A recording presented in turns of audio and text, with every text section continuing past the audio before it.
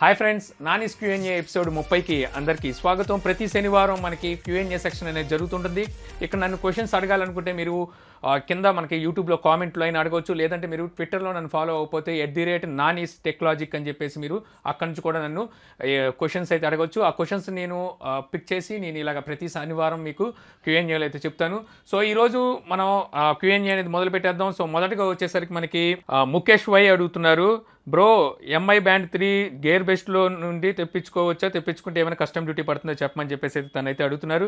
So మనకి MI band 3 వచ్చేసరికి 2000-2100 ఏమో ఉంది. సో అది అక్కడ నుంచి ఇక్కడ మనకు తెప్పించుకోవడం వల్ల నాకు తెలిసి అయితే కస్టమ్ డ్యూటీ అయితే ఏం పడదు. ఒకవేళ పడినా 20% చూసుకున్నా సరే మనకి ఎంత లేదన్నా సరే ₹400 వరకు మనకి కస్టమ్ డ్యూటీ అయితే పడుతుంది. సో నేనైతే నాకు వచ్చింది, నాకైతే కస్టమ్ డ్యూటీ అయితే పడలేదు. సో మేబీ కస్టమ్ డ్యూటీ అయితే పడకపోవచ్చు. తర్వాత వచ్చేసరికి మనకి పోలూరు పవన్ అడుగుతున్నారు, difference between 3 star and 5 star AC. So 3 star 5 star మనకు ఓన్లీ ఏసీలోనే కాదు, మనం ఏదైనా ఒక ఎలక్ట్రానిక్ ఐటమ్ కొన్నప్పుడు మనకి ఇంట్లో ఫ్రిడ్జ్ కావచ్చు, ఓవెన్ కావచ్చు, ఏసీ కావచ్చు, వాషింగ్ మిషన్ కావచ్చు. సో వీటిలో ఏది కొన్నప్పటికీ మనకి స్టార్ రేటింగ్ అనేది అక్కడ కనబడుతుంటుంది. స్టార్ రేటింగ్కి పెద్ద అర్థం అయితే ఏముండదు. మీకు స్టార్ రేటింగ్ అంటే ఏంటంటే ఎన్నైతే తక్కువ స్టార్స్ ఉంటాయో అవి మనకి పవర్ కన్జ్యూమ్ ఎక్కువ తీసుకుంటాయి, అంటే కరెంట్ బిల్ అయితే ఎక్కువ వస్తుంది. ఏదైతే స్టార్ రేటింగ్ ఎక్కువ ఉంటాయో అక్కడ వచ్చేసరికి మనకి పవర్ కన్జ్యూమ్షన్ అనేది తక్కువ తీసుకుంటుంది, అంటే మనకి ఇంట్లో కరెంట్ బిల్ అనేది కొంచెం తక్కువ వస్తుంది అనమాట, అంటే కరెంట్ అనేది తక్కువ ఖర్చు అవుతుంది. తర్వాత వచ్చేసరికి సాయి అడుగుతున్నారు, భయ్యా ఒకసారి ఇండివిజువల్ వాచ్ గురించి రివ్యూ చేయరా. మీరు నాకు తెలిసి యూట్యూబ్లో వాటిలో చూసుంటారు. సో ఆ వాచ్తో పాటు మనకు గ్లాసెస్ అయితే ఇస్తారు. సో వాచ్లో ఏమి మనకైతే కనబడవు అనమాట. సో ఆ గ్లాసెస్ పెట్టుకున్నప్పుడే వాచ్లు అయితే మనకు కనబడతాయి. సో ఇది ఎలా పనిచేస్తుంది అంటే మనకి వాచెస్కి వచ్చేసరికి మనకి ఎల్సీడీలో కానీ ఎల్ఈడీలో కానీ మనకి లేయర్స్ అయితే ఉంటాయి అనమాట పైన. సో ఈ లేయర్స్లో వచ్చేసరికి మనకి పోలరైజింగ్ ఫిల్టర్స్ అని చెప్పేసి ఉంటాయి. పోలరైజింగ్ ఫిల్టర్స్ ఏం చేస్తాయంటే మనకి 2 లేయర్స్ ఉంటాయి అనమాట. ఒకటి వచ్చేసరికి వర్టికల్గా, ఇంకోటి వచ్చేసరికి మనకి హారిజంటల్గా ఉంటుంది. ఏదైతే హారిజంటల్గా ఉంటుందో అది వచ్చేసరికి మనకి ఏదైతే ఎల్సీడీ ఉంటుందో ఎల్సీడీకి బాగా బ్యాక్ సైడ్ ఉంటుంది, ఏదైతే వర్టికల్గా ఉంటుందో అది ముందుకు ఉంటుంది అనమాట. సో ఈ పోలరైజింగ్ ఫిల్టర్స్ అనేవి ఎలా ఉంటాయంటే మనకి 3D సినిమాకి వెళ్తూ ఉంటారు, 3D గ్లాసెస్ మనకి ఐమాక్స్లో వాటిలో ఇస్తారుగా, అవే అనమాట ఆ గ్లాసెసే. సో ఆ పైన ఉండే ఏదైతే వర్టికల్గా ఉండే ఆ పొర ఉంటుందో ఆ లేయర్ని అయితే మీకు అందులో పెట్టరు అనమాట. ఆ లేయర్ని మీకు గ్లాసెస్లో ఫిట్ చేసి ఇస్తారు. సో ఆ లేయర్ వల్లే మనకి ఏంటంటే మనకి పైన ఈ విధంగా విజువలిటీ అనేది కనబడుతుంది. ఎప్పుడైతే ఆ లేయర్ తీసేస్తాం హైడ్ అయిపోతుంది అనమాట, లెటర్స్ అయితే కనబడవు. సో ఈ గ్లాస్ పెట్టుకున్నప్పుడు మనకి ఆ లెటర్స్ అనేవి కనబడుతూ ఉంటాయి. సో ఈ విధంగా అయితే ఈ ఇన్విజిబుల్ వాచ్ అయితే పనిచేస్తూ ఉంటుంది. సో దీన్ని మనం టీవీతో కూడా తయారు చేయొచ్చు. టీవీ మనకి ఎల్సీడీ టీవీ ఇంట్లో ఉంటే దానిపైన ఏదైతే ఈ పోలరైజింగ్ ఫిల్టర్ ఉంటుందో దాన్ని తీసేసామంటే మనకి అక్కడ ఏం కనబడదు. అప్పుడు మనం 3D గ్లాసెస్ కానీ తీసుకొచ్చి మనం పెట్టుకున్నట్టయితే మనకి మళ్ళీ కనిపిస్తుంది. ఈ విధమైన ప్రయోగం అయితే నేను గతంలో చేశాను. నా దగ్గర సోనీ టీవీ ఉంది, నా సోనీ టీవీ మీద అయితే నేను ఈ ప్రయోగం అయితే చేశాను. తర్వాత వచ్చేసరికి గిరి డార్లింగ్ అడుగుతున్నారు, నాని అన్న నా పేరు గిరి, మీరు పెట్టిన వీడియోలు నాకు చాలా లేట్గా నోటిఫికేషన్ వస్తుంది, ఎందుకు అలా అవుతుంది? సో దీనికి మనం కారణం అయితే ఏమి చెప్పలేము. మీరు బెల్ ఐకాన్ ప్రెస్ చేసినా సరే చాలామందికి అయితే నోటిఫికేషన్స్ చాలా లేట్గా వెళ్తున్నాయని అయితే చెప్తున్నారు. ఇదైతే యూట్యూబ్ మీద ఆధారపడింది. యూట్యూబ్ ఆల్గారిథం ఎలా పనిచేస్తుందో మనకైతే తెలియదు. సో మీరు నన్ను టెలిగ్రామ్లో ఫాలో అవ్వండి. సో టెలిగ్రామ్ లింక్ అనేది నేను కింద డిస్క్రిప్షన్లో ఇస్తాను. సో టెలిగ్రామ్ ఇన్స్టాల్ చేసుకొని ఆ లింక్ని మీరు క్లిక్ చేసినట్టయితే మీరు అందులో జాయిన్ అవుతారనమాట. సో ఎప్పుడైతే జాయిన్ అవుతారో నా వీడియోస్ నేను ఎప్పుడైతే యూట్యూబ్లో పోస్ట్ చేస్తానో అప్పుడే నేను టెలిగ్రామ్లో కూడా నేను పోస్ట్ చేస్తాను. అప్పుడు మీకు నోటిఫికేషన్ అనేది చాలా తొందరగా వస్తుంది, అంటే నేను పోస్ట్ చేయగానే వెంటనే మీకు అయితే మెసేజ్ రూపంలో వచ్చేస్తుంది అనమాట. తర్వాత వచ్చేసరికి మనకి ఉదయ్ కుమార్ అడుగుతున్నారు, bro Samsung S10 will not be 5G support, why and which model get 5G? So S10 mobile అనేది శాంసంగ్ S10 మొబైల్ అనేది మనకి ఇంకా రాలేదు, మనకి నెక్స్ట్ ఇయర్ అయితే రాబోతుంది. సో అందులో 5G నెట్వర్క్ లేదు అని మనం ఎలా చెప్పలేము. కంపెనీ కూడా చెప్పలేదు మేము 5G మొబైల్ ఇవ్వట్లేదని, అదే 5G నెట్వర్క్ ఇవ్వట్లేదని.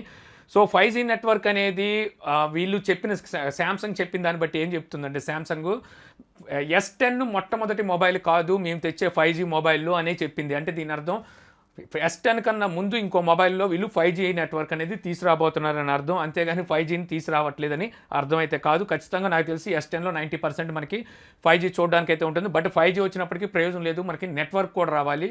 సో ఎవరైతే ఆపరేటర్స్ ఉన్నారో వీళ్ళు నెట్వర్క్ని కూడా తీసుకురావాలి. సో కామెడీ ఫన్నీ అడుగుతున్నారు, మీ నోట్ 7 ఎప్పుడు వస్తుంది బ్రో? సో మీ నోట్ 7 అనేది మన ఇండియాలోకి అయితే రాదు. ఎంఐ నోట్స్ ఏవి మనకి ఇండియాకి అయితే రావు. మనకి ఇక్కడ వచ్చేసరికి రెడ్మీ నోట్ సిరీసే వస్తాయి. సో రెడ్మీ కావాలి అనుకుంటే మళ్ళీ మనం నెక్స్ట్ ఇయర్ వరకు వెయిట్ చేయాల్సింది. అప్పుడు మనకి రెడ్మీ నోట్ 6 అయినా రావచ్చు, నోట్ 6 రావచ్చు, 6ని అయితే స్కిప్ చేయరు వాళ్ళు. తర్వాత వచ్చేసరికి మనకి NG తండా కింగ్ నైట్స్ అడుగుతున్నారు, నైక్సా ఓకే, తనైతే అడుగుతున్నారు, అన్న ఫోర్ట్నైట్ గేమ్ రెడ్మీ నోట్ 5 ప్రోకి ఎప్పుడు వస్తుంది? So Fortnite game Redmi note 5 పైకి అయితే రాకపోవచ్చు, ఎందుకంటే వాళ్ళు చెప్పిన దాన్ని బట్టి చూసుకుంటే మనకి స్నాప్డ్రాగన్ 820 ప్రాసెసర్ అబోవ్ ఉన్న వాటికైతేనే వీళ్ళైతే ఇస్తున్నారనమాట. సో మనకి రెడ్మీ నోట్ 5 ప్రో చూసుకుంటే స్నాప్డ్రాగన్ 636 ప్రాసెసర్, సో దీనికైతే సపోర్ట్ చేయదు. ఒకవేళ తీసుకొచ్చినా వీళ్ళు ఇందులో లైట్ ఎడిషన్ అయితే తీసుకురావాలి. లైట్ ఎడిషన్ ఎప్పుడు వస్తుందనే దాని మీద అయితే మనకి ఎటువంటి సమాచారం లేదు. మీరు టెక్ న్యూస్ అయితే ఫాలో అవుతూ ఉండండి, అక్కడ నేను ఇలాంటి ఏమైనా ఇన్ఫర్మేషన్ ఉంటే అందిస్తూ ఉంటాను. తర్వాత వచ్చారు మనకి రవి డొడ్లా అడుగుతున్నారు, బ్రో 5G మొబైల్ ఎప్పుడు వస్తుంది, ఏమైనా చెప్పండి. సో 5G మొబైల్ ఎప్పుడు వస్తుందంటే మనకి ఇయర్ అయితే రాదు, మనకి నెక్స్ట్ ఇయర్ 5G మొబైల్ అయితే చూడడానికి ఉంటుంది. సో ఒకవేళ 5G మొబైల్ వచ్చినప్పటికీ 5G నెట్వర్క్ అనేది ఉండాలి. ఇంతకుముందు ఆల్రెడీ చెప్పాను.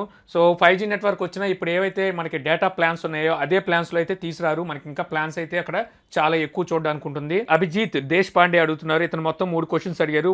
ఫస్ట్ క్వశ్చన్ వచ్చేసరికి, బ్రో డిఎస్ఎన్ఆర్ సర్వీస్ నాట్ రెస్పాండింగ్ అంటే ఏంటి, ఎలా ఫిక్స్ చేయాలి? డిఎన్ఎస్ సర్వీస్ అనేది ఏంటంటే మనకి డొమైన్ నేమ్ సిస్టమ్ అనమాట. సో ఏదైతే మనం ఇప్పుడు యూట్యూబ్ ఉంది కదా, youtube.com, అలాగే google.com, facebook.com, ఈ డొమైన్స్ అనమాట, డొమైన్ నేమ్స్ ఇవి. సో ఇది మీకు రెస్పాండ్ కావట్లేదు అంటే మీకు సర్వర్లో ప్రాబ్లం ఉండాలి, లేదా మీ సిస్టంలో ఫైర్ వాల్ సపోర్ట్ ఫెయిల్ అయి ఉండాలి. సో వీటి మీద డిపెండ్ అయి ఉంటుంది, మీరు ఏ వెబ్సైట్ ఓపెన్ చేస్తున్నారనే దాని మీద కూడా ఇది డిపెండ్ అయి ఉంటుంది అనమాట. సో దీనికి సంబంధించి మీకు గూగుల్లో అయితే మీకు చాలా రకాలైన ఈ ప్రాబ్లం ఫిక్స్ చేయడానికి అయితే ఉన్నాయి. సో ఒకసారి మీరు గూగుల్లో సెర్చ్ చేస్తే మీకు ఆ ప్రాబ్లం అయితే ఫిక్స్ అవుతుంది. సో సెకండ్ క్వశ్చన్ వచ్చేసరికి తనదే, ఇప్పుడు సిచ్యువేషన్లో మైక్రోమాక్స్ కంపెనీ కమ్బ్యాక్ చేస్తుందా, ఇప్పుడు కూడా బ్రాండ్ వాల్యూ ఉందా? సో నేను ఇప్పుడు వరకు ఇప్పుడు కానీ మైక్రోమాక్స్కి బ్రాండ్ వాల్యూ ఉందని నేనైతే అనుకోను. వీళ్ళు ఆఫ్లైన్ స్టోర్లోనే చాలా వరకు అయితే మార్కెట్ని వెళ్ళగలిగారు, ఆన్లైన్ స్టోర్లో వీళ్ళు అమ్ముకోలేరు. ఎందుకంటే వాళ్ళు తెచ్చే స్పెక్స్కి అలాగే ఫీచర్స్కి బిల్డ్ క్వాలిటీకి అసలు సంబంధం అయితే ఉండదు. సో ఇదే మెయిన్ కారణం వాళ్ళు కొంచెం ఇదవ్వడానికి, ఎందుకంటే ప్రైస్ మెయిన్ ఇంపార్టెంట్. ప్రైస్ వీళ్ళు ఎక్కువ తెస్తారు, స్పెక్స్ పరంగా బిల్డ్ క్వాలిటీ పరంగా చూస్తే అంత గొప్పగా అయితే ఉండదు. సో ఇప్పుడు మళ్ళీ కంబ్యాక్ వచ్చినా సరే ఇప్పుడున్న మార్కెట్ పోటీ దాటికైతే తట్టుకునే శక్తి అయితే మైక్రోమాక్స్కి లేదని చెప్తాను.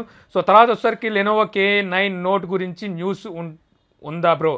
సో K9 నోట్ గురించి అయితే ప్రస్తుతానికి ఎటువంటి న్యూస్ అయితే లేదు. మీరు టెక్ న్యూస్ ఫాలో అవుతుండే, అక్కడ ఏమైనా న్యూస్ ఉంటే మీకు తెలుస్తూ ఉంటుంది. తర్వాత వచ్చేసరికి మనకి ఎస్ఎస్ శివకుమార్ అడుగుతున్నారు, అన్న ఎస్బీఐ అకౌంట్ని మొబైల్ నెంబర్తో ఎలా లింక్ చేయాలి, ఎట్ హోమ్ ప్లీజ్ రిప్లై అన్న. సో మీరు మీ అకౌంట్ని మొబైల్ ఫోన్తో అయితే లింక్ చేయలేరు, మీరు ఖచ్చితంగా బ్యాంకుకి అయితే వెళ్ళాల్సిందే. బ్యాంకుకి వెళ్లకుండా మీరు ఆన్లైన్ ద్వారా చేయాలంటే మాత్రం ఇది అయ్యే పని అయితే కాదు. తర్వాత వచ్చేసరికి మళ్ళీ మనకి అభిజిత్ దేశ్ పాండేనే అడుగుతున్నాడు, what's the difference between DVDs SCR, DVD రిప్, HD రిప్, BR రిప్, అలాగే BD రిప్. సో మీరు ఇది నేను అనుకోవడం టారెంట్లో కానీ ఎక్కడైనా మూవీస్ డౌన్లోడ్ చేసుకునేటప్పుడు మీరు ఇది చూసుంటారు. సో దీన్ని బట్టి మీకు చెప్పేది ఏంటంటే, మీకు DVD SCR అంటే స్క్రీన్ అనమాట. పైరేటెడ్ మూవీస్ మీరు డౌన్లోడ్ చేసుకునేటప్పుడు అక్కడ మీకు DVD SCR అని కనిపిస్తూ ఉంటుంది. సో ఇది వచ్చేసరికి మనకి మూవీస్ని DVD ఏదైతే క్యామ్ కోడర్ ఉంటుందో దాంతో రికార్డ్ చేస్తారు. సో అక్కడ వచ్చేసరికి మీకు స్క్రీన్ రికార్డింగ్ అవుతుంది. సో దాన్ని తీసుకొచ్చి వీళ్ళు అప్లోడ్ చేసినప్పుడు ఆ పక్కనైతే ఇలా పెడతారు. ఇంకా DVD, HD, BR ఇవన్నీ రిప్ అనేది ఏంటంటే, ఇప్పుడు మీరు అడిగిన ఏదైతే DVD ఉందో ఇది వచ్చేసరికి డిజిటల్ వీడియో రికార్డర్ అని పిలుస్తారు, లేకపోతే ఇంకోటి కూడా ఉంది దానికి పేరు. అలాగే HD అంటే హై డెఫినిషను. అలాగే మీరు BR రిప్ అన్నారు, BR అంటే మీకు బ్లూరే వస్తుంది. అలాగే మీకు BD అన్నా సరే మనకి బ్లూరే డిస్క్ అని వస్తుంది అనమాట. వీటన్నిటికీ అర్థాలు వస్తాయి. రిప్ అంటే ఏంటంటే మనకి, సో ఇక్కడ వచ్చేసరికి మీకు ఏదైతే DVD మాస్టర్ ప్రింట్ ఉంటాయో, DVD కానీ బ్లూరే కానీ ఏవైతే మాస్టర్ ప్రింట్తో వచ్చే డిస్క్స్ ఉంటాయో వీటిని రిప్ చేస్తారనమాట. చేసినప్పుడు మీకు ఏదైతే క్వాలిటీ ఉంటుందో క్వాలిటీ పడిపోకుండా, అంటే ఎక్కువ పర్సెంట్ క్వాలిటీ పడకుండా మీకు ఏం జరుగుతుందంటే అక్కడ మీకు ఫైల్ సైజ్ అనేది తగ్గుతుంది. ఫైల్ సైజ్ తగ్గి మీకు క్వాలిటీ పడకుండా అయితే తీసుకొస్తారు. అక్కడ మరియు 720p, 1080p, 420p, సో ఇలాగ మనకి రెజల్యూషన్స్ అయితే చూడడానికి ఉంటుంది. అక్కడ వస్తే క్వాలిటీ పడకుండా రిప్ చేస్తారు. వాటికి వీళ్ళు రిప్ అని చెప్పి పేరు పెడుతుంటారు అనమాట. డైరెక్ట్గా మీరు బ్లూరే ఉన్న మూవీని డౌన్లోడ్ చేసుకోవాలంటే 38 GB, 40 GB, 29 GB ఇంత జీబీలు ఉంటాయి. సో వీటిని రిప్ చేసినప్పుడు ఏమవుతుందంటే మీకు ఇది 4 GB, 3 GB, 2 GB, 720p MB. So వీటిలో అయితే వీళ్ళు క్వాలిటీ పడకుండా రిప్ చేస్తుంటారు, దాన్నే రిప్ అంటారు అనమాట. కౌశిక్ కృష్ణ అడుగుతున్నారు, తన క్వశ్చన్ ఏంటంటే మనకి ఏవైతే బ్రాండ్స్ ఉన్నాయో అవి సబ్ బ్రాండ్స్ని ఎందుకు తీసుకొస్తున్నాయని చెప్పి తన క్వశ్చన్ అయితే ఉంది. అంటే మనకి ఒప్పో వచ్చేసరికి రియల్మీని తీసుకొచ్చింది, ఇప్పుడు షౌమీ వచ్చేసరికి మనకి పోకో తీసుకొస్తుంది. సో ఎందుకు తీసుకొస్తున్నాయి ఈ విధంగా అని చెప్పి అయితే తను అయితే అడుగుతున్నారు. సో మన ఒప్పో కానివ్వండి, వివో కానివ్వండి చూసుకుంటే వీళ్ళు ఆన్లైన్ స్టోర్లో కన్నా మనకు ఆఫ్లైన్ స్టోర్లోనే చాలా స్ట్రాంగ్గా అయితే ఉన్నారు. సో అక్కడ వచ్చేసరికి వీళ్ళు పెట్టిన ప్రైస్కి ఆఫ్లైన్ స్టోర్లో అయితే కొనుక్కునే వాళ్ళు ఉన్నారు. సో ఆన్లైన్లో వీళ్ళు పాగా వేయాలి అంటే ఖచ్చితంగా తక్కువ రేటుకి మొబైల్స్ని అయితే తీసుకురావాలి. సో అందుకని చెప్పి వీళ్ళు రియల్మీని తీసుకొచ్చారు. రియల్మీ అయితే ఇప్పుడైతే బయటకి అయితే వెళ్ళిపోయింది. సో అలాగే మనం చూసుకుంటే షామీ ఎందుకు తీసుకొచ్చింది అంటే, షామీ ఎన్ని మొబైల్స్ తీసుకొచ్చినప్పటికీ వీళ్ళు తెచ్చే ఏవైతే మొబైల్స్ ఉన్నాయో ఈ మొబైల్స్ అన్నీ వచ్చేసరికి ఏవైతే బేస్ వేరియంట్ ఉన్నాయో సో ఆ బేస్ వేరియంట్లోనే వీళ్ళు అయితే సక్సెస్ అయ్యారు. సో హై రేంజ్లో వచ్చేసరికి వీళ్ళు సరిగ్గా చూసుకుంటే వన్ ప్లస్కి అయితే పోటీ ఇచ్చే మొబైల్ ఒకటి కూడా వీళ్ళైతే ఇక్కడ తీసుకురాలేకపోయారు. సో ఒకవేళ తీసుకురావాలన్నా సరే ఏ మొబైలు వాళ్ళు అక్కడ తీసుకొచ్చినవి అన్నీ ఇక్కడైతే తీసుకురాలేకపోతున్నారు. సో ఇలాంటప్పుడు వన్ ప్లస్ని ఎదుర్కోవాలంటే ఒక సరైన ధీటుగా ఒక మొబైల్ కావాలనుకునే వీళ్ళు నేను అనుకోవడం ఈ పోకో బ్రాండ్ని అయితే తీసుకొచ్చారు. మీరు ఒకసారి గమనించినట్టయితే మనకి వివో, వన్ ప్లస్ అలాగే మనకి ఒప్పో చూసుకున్నట్టయితే ఈ 3 బ్రాండ్లు వచ్చేసరికి ఒకదే కంపెనీది బీబీ ఎలక్ట్రానిక్స్ అనే వాళ్ళ పేరెంట్ అనమాట. సో వాళ్ళ కింద వచ్చినవి ఇవి. సో వీటిలో చూసుకుంటే మనకు కామన్గా కనిపించేది ఓ అనమాట. ఓ అనేది కామన్గా కనిపిస్తుంది. షామీ వచ్చేసరికి ఇక్కడ వచ్చేసరికి మనకి రెడ్మీ పేరుతో అయితే తీసుకొచ్చింది. సో బాగానే సక్సెస్ అయింది. సో ఇప్పుడు వీళ్ళు వచ్చేసరికి ఏదైతే ఒప్పో ఉందో ఒప్పో ఏం చేసిందంటే రెడ్మీ లాగే తీసుకురావాలని వీళ్ళు రియల్మీ అని పెట్టారు. సో నేను అనుకోవడం వీళ్ళు కూడా పోకో అని పేరు తీసుకొచ్చి వన్ ప్లస్కి కాంపిటీషన్గా తీసుకొద్దామని చెప్పి వీళ్ళైతే అనుకున్నారని నేను అనుకుంటున్నాను. బట్ వచ్చేసరికి రానున్న రోజుల్లో ఖచ్చితంగా పోకో వచ్చేసరికి వన్ ప్లస్కి మాత్రం కాంపిటీషన్ ఇవ్వగలదు. సో ఇప్పుడు వచ్చే మొబైల్ అయితే అంత ఇంట్రెస్టింగ్గా లేదు. తర్వాత రాబోయే మొబైల్ ఎలా ఉంటుందనేది చూడాలి. తర్వాత క్వశ్చన్ వచ్చేసరికి మనకి ప్రిన్స్ చిన్న అడుగుతున్నారు, హాయ్ అన్న, మీజు 16 ఆర్ 16+ ఇండియాకి వస్తాయా అండ్ కొనొచ్చా? సో కొనొచ్చు అంటే కొనొచ్చు, మంచి మొబైల్సే. బట్ ఇండియాకి వస్తేనే కొనాలి. మనం అక్కడనే తెప్పించుకున్నాక ఇక్కడ ఏమైనా ప్రాబ్లం వస్తే చేసే నాదుడు అయితే ఉండడు. సో ఇండియాకి ఎందుకు రావో నాకు అర్థం కాదు. మొబైల్స్ అయితే మంచి మొబైల్సే. వీళ్ళు ఎక్సినోస్ ప్రాసెసర్ని కూడా యూజ్ చేస్తూ ఉంటారు. అలాగే సూపర్ ఎల్ఈడి డిస్ప్లేలతో వస్తుంటాయి, మంచి మంచి స్పెక్స్తో వస్తున్నాయి. ఇప్పుడు ఇన్ డిస్ప్లే ఫింగర్ ప్రింట్తో కూడా వీళ్ళే తీసుకొచ్చారు. బట్ వచ్చేసరికి ఇండియాకి వస్తాయా రావా అనేది మాత్రం క్వశ్చన్ మార్కే. తర్వాత వచ్చేసరికి మనకి కృష్ణవంశీ దుర్గం అడుగుతున్నారు, నాని అన్న తక్కువ ర్యామ్ ఉన్న మొబైల్లో లైట్ లాంచర్స్ వాడొచ్చా? సో తక్కువ ర్యామ్ ఉన్న వాటిలో లైట్ లాంచర్స్ వాడచ్చు అంటే వాడచ్చు. ఎందుకంటే లైట్ లాంచర్స్ తీసుకొచ్చేదే ర్యామ్ తక్కువ ఉన్న మొబైల్స్ కోసం. అలాగని చెప్పేసి మీరు మొబైల్ స్లో అవ్వదు, తక్కువ ర్యామ్ ఉన్న దాంట్లో లైట్ లాంచరే కదా అని అనుకోవడం లేదు. లాంచర్ అనేది మీరు యూజ్ చేస్తే మాత్రం ఖచ్చితంగా మీకు ర్యామ్ కన్జ్యూమ్స్ అనేది ఎక్కువ తీసుకుంటుంది. సో అందువల్ల మీరు లాంచర్ వాడకపోవడం బెటర్. కాకపోతే మీరు వాడాలనుకుంటే వాడచ్చు, ప్రాబ్లం అయితే ఏం లేదు. తర్వాత క్వశ్చన్ వచ్చేసరికి మనకి రాఘవ నెల్లూరి అడుగుతున్నారు, బ్రో మోమో ఛాలెంజ్ మీద ఒక వీడియో చేయండి బ్రో. దీని మీద వీడియో చేయడానికి ఏముంది, వీడియో చేసి నేను ఎంకరేజ్ చేసినట్టు అవుతుంది. సో ఇలాంటి ఛాలెంజెస్ అయితే మీరు ఏం పట్టించుకోమాకండి. వీళ్ళు టార్గెట్ వచ్చేసరికి ఎవరైతే టీనేజర్స్ ఉంటారో వాళ్ళే వీళ్ళు టార్గెట్. వాళ్ళకే సరిగ్గా ఏంటంటే ఏం జరుగుతుంది ఏమిటి అనేది సరిగ్గా తెలియదు అనమాట. అంటే మెచ్యూరిటీ లెవెల్స్ అనేవి చాలా తక్కువ ఉంటాయి. సో ఇలాంటివి వచ్చినప్పుడు వాళ్ళే కొంచెం తొందరగా అట్రాక్ట్ అవుతారు. వాళ్ళ బెదిరింపులకు భయపడిపోయి వాళ్ళు చెప్పింది చేసేది కూడా వాళ్ళే. సో వాళ్ళే వీళ్ళు టార్గెట్. ఇలాంటివి వచ్చినప్పుడు మీరు ఏం పట్టించుకోవాల్సిన లేదు. వాళ్ళు ఏమి మనని పీకేది ఏం లేదనమాట.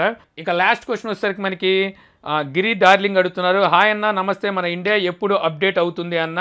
అన్ని కంట్రీస్ మారుతున్నవి కానీ టెక్నాలజీ ప్రకారం ఎప్పుడు ఒకేలా ఏడుస్తుంది. సో అన్ని కంట్రీలు మారుతున్నాయి, మన ఇండియా ఎప్పుడు మారుతుంది అంటే ముందుగా మారాలంటే మనం మారాలి. సో మనం జాతి భేదాలు అన్నిటిని మర్చిపోతూ ఉండాలి. మనకి ఇక్కడ వచ్చేసరికి ఇండియాలో అన్ని దేశాలు కలుద్దాం అనుకుంటే మనకి ఇక్కడ ఏంటంటే ఒక రాష్ట్రాన్ని 2 రాష్ట్రాలకు ఎలా విభజించాలి అనే దాని మీద ఉన్నాం. ఎవడైనా ఒకటి డెవలప్ అవుతున్నాడంటే మనోళ్ళే వెనకలాగేస్తుంటారు. సో ఏంటో నాకు ఇప్పటికీ అర్థం కానిది ఏమిటి అంటే, ఒకటి ఏదైనా డెవలప్ అవుతాం రాదర ఒక రాష్ట్రం దానికి ఏమైనా నిధులు సహకారాలు అందించండి అంటే ఒక్కడి ముందుకు రారు. అదే కనుక ఆ రాష్ట్రానికి ఏదైనా పెను రావాలి, లేదంటే మొత్తం కొట్టుకుపోవాలి, ప్రాణ నష్టం జరగాలి, అప్పుడు కానీ అందరూ సహాయ నిధులు అయితే పంపించదు. తప్పుగా అనుకోమాక నేను ఎవరిని ఇక్కడైతే చెప్పట్లేదు.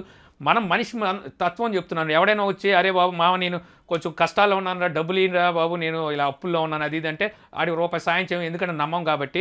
ఆడు వెళ్ళిపోయి ఏదైనా సూసైడ్ చేసుకున్నప్పుడు అప్పుడు బాధపడతాం అనమాట, అదే ఇడికేంటి ఇలా జరిగిందని.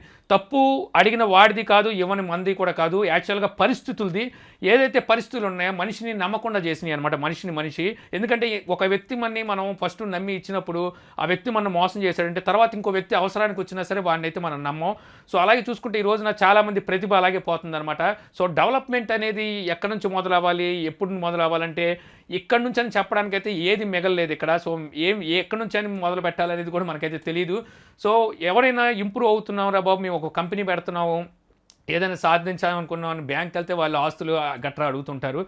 అదే కనుక ఆల్రెడీ డెవలప్ అయిపోయి ఉంటే వాడికి మాత్రం ఎంత కావాలంటే అంత ఇస్తారు. ఆడి అవసరమైతే ఎక్కువ విదేశాలు దాటేసి వెళ్ళిపోయినా ఏం పీకేది లేదు. ఆ భారాన్ని తీసుకొచ్చి మళ్ళీ మన మీద వేస్తుంటారు.